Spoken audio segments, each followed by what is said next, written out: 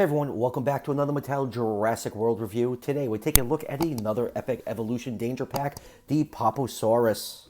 And like I said in my other danger pack reviews, these figures are popping up at Walmart, so if you're trying to track these down, Walmart is your best bet. So getting back to this beautiful looking Poposaurus.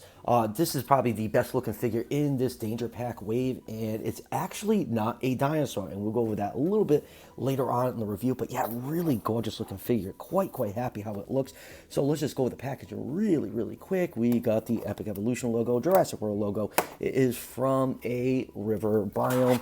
Spinning around, we got a picture of the other figures in this pack. And one thing I did notice on these figures is, the biome color is the same on the back of the packaging, like the Raptor and Stegosaurus had the green, so that's pretty cool little touch on the packaging. So enough about that, let's crack this figure open and take a closer look.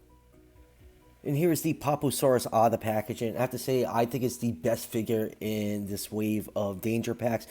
It's very well done. It doesn't have a lot of paint apps, but just the color of the plastic with the few paint apps it does have, I think it makes for a very pleasing to the eye figure. Just that that bluish coloration for the plastic and those reddish orange markings with that little splash of white for the throat and the lower jaw really make this figure look nice. I wouldn't mind a little bit more paint apps on it, but I'm just very happy how it turned out. Now this dinosaur, well, sorry, it is not a dinosaur. It looks very dinosaur-like. It's actually a pseudo Suchian archosaur, which is basically a relative of the crocodile. So it's just a big, mean, like late Triassic period land crocodile. But yeah, really cool looking figure. I really love this thing, and it doesn't have like overly big disproportionate teeth like most of the Mattel theropods do. It's just very aesthetically pleasing looking figure.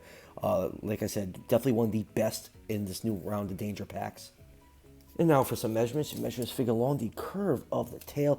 It is 8 inches long, or 20.3 centimeters, and about 2.5 inches tall to the top of the head, or 6.3 centimeters. So Poposaurus in real life is between 13 to 16 feet long, or 4 to 5 meters. So I'll put this figure somewhere in the 119 to the 124 scale range.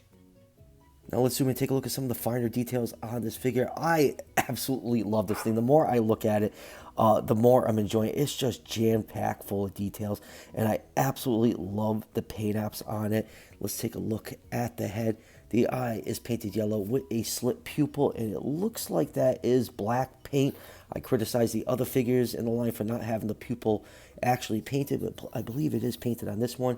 You do have a nice streak of that reddish-brown coloration on the face. The lower jaw is cast in white plastic, and open the mouth up. You can see the nicely, they're still disproportionate teeth, but they're not as big and goofy as it is on some of Mattel's other figures.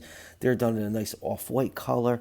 And then here's a view of the top of the head, and here's a view of the underside. You see, you get those nice crocodile belly scales sculpted in, and then along the back we do have some very crocodilian looking scoots going all the way down. So very cool looking figure. Going down to the arms, very muscular forearms. They have 5 digits on them. You have some more white paint for the underbelly. Going down to the legs, you got some very heavy scaling all over the thigh.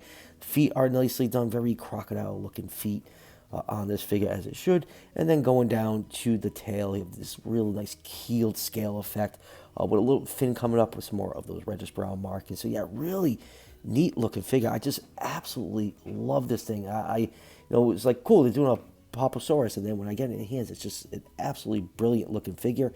And here is the DNA code for those who want to scan it into the Facts app. And let's go over articulation really quick, and let's get the camera to focus in on that. Mouth can close completely flush. It can open up really wide.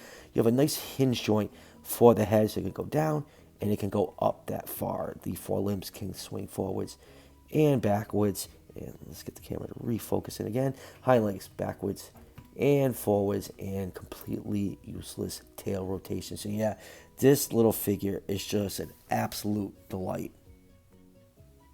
Now for comparisons, here it is with the Hammond Collection Robert Muldoon. And next up, here it is with its Wave 1 Danger Pack Wave Mates, the Avaceratops, Stegosaurus, and Eoraptor. Like I said earlier, I did not pick up the Plesiosaurus. I have enough of them. That's the only figure that's missing from this group shot.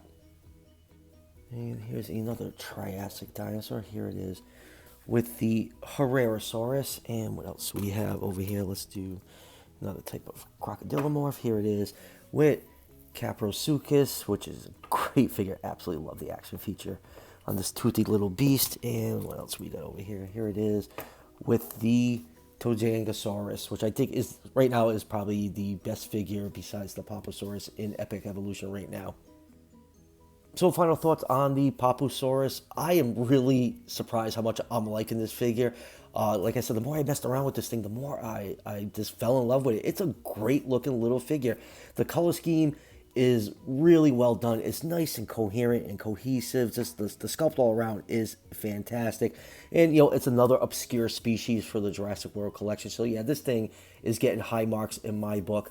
Now, like I said at the beginning of the review, you can track these figures down at Walmart and Best Buy. It's the holiday shopping season, so hopefully retailers keep restocking their shelves because these, you know, attack pack, danger pack figures have always been kind of a pain in the butt to find here and there during, you know, Mattel's run with the license. So hopefully these are easy to get their hands on. So that will do it for the review. I'm just waiting for the Hammond Collection Carnotaurus to come in, and that'll probably be my next Jurassic World review. We still have some Holland Good and PNSO figures coming in, so stay tuned for all that. And as always, if you're enjoying the content on this channel, show your support by hitting that subscription button just below the video. Each subscription helps out the channel tremendously and is greatly appreciated. And I'll see you guys for the next one.